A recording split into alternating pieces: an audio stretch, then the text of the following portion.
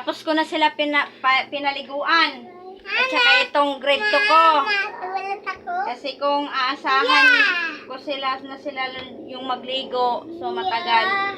So yung grade 6 ko, nauna na rin pagpunta sa paaralan. Kaya hahatid pa ako nito pagkatapos. At saka na ako dito mag-ano ng aming mga kalat-kalat.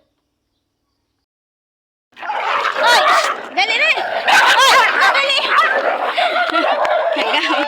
So ngayon, maghatid ako ng dalawa kong estudyante sa paaralan. Nasa alas 7:18 na yung oras. Dali na! Dali na!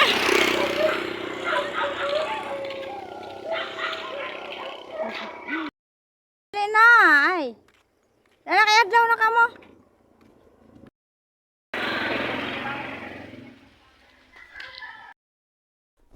Dali na!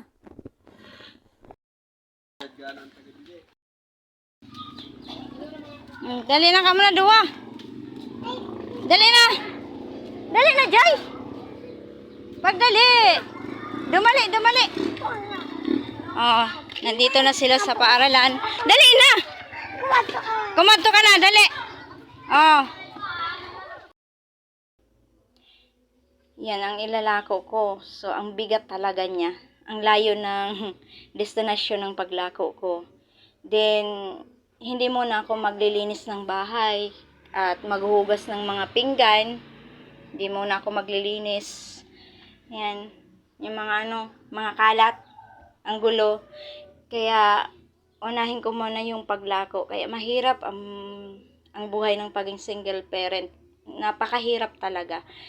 Kasi, hindi mo alam kung alin yung uunahin mo. Kasi kung uunahin ko yung paglinis, so, wala nang bibili sa akin. Kaya, mas maganda sana kung maaga pa, yung madaling araw pa, naunahan ako. So, yan. Kakapagod. Nakakapagod talaga. Yan lahat yung nakuha ko na kahoy sa bawat aming napagdadaanan.